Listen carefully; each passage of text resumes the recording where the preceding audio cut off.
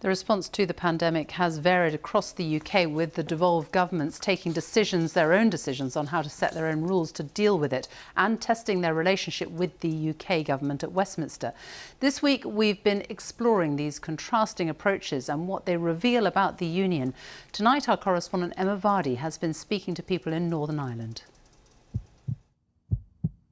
The pulse of the pandemic across the island of Ireland brought about new thinking in a place often defined by old divides.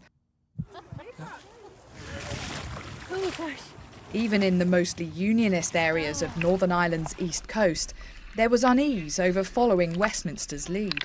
At the beginning it seemed to be a choice between an all-island approach and a UK-led approach, and in the end, I think rightly, Northern Ireland kind of made its own decisions. Controlling the virus brought about a greater divergence between the devolved nations and Westminster than ever before, with Northern Ireland ahead of other parts of the UK in lifting the lockdown, and in some areas much earlier going into it. Do you think it's strengthened the union or weakened it? I think it's probably weakened the union.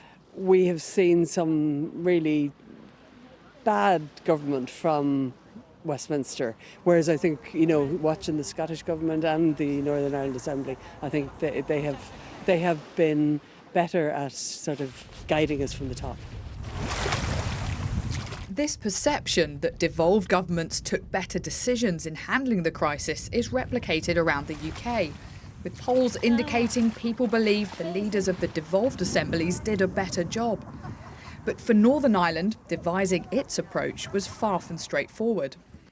On one island with two jurisdictions, at times there were conflicting strategies on how to deal with the virus.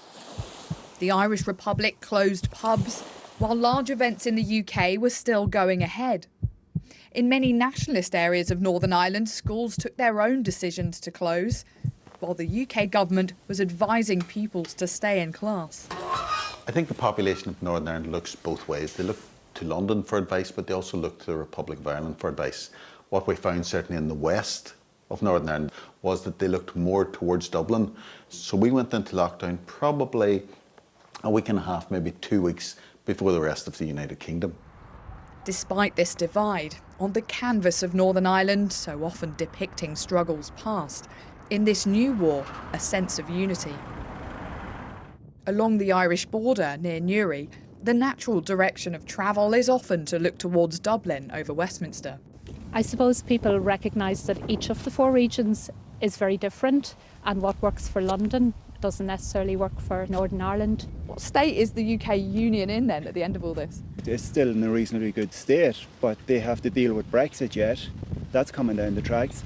Then you're going to have Scottish independence. There's going to be a fight for that. As unionist culture is celebrated at scaled-down July parades, the worst of the pandemic, it's hoped, is over. But it leaves Northern Ireland in a changed United Kingdom, with now more independent and autonomous parts than before. Emma Vardy, BBC News.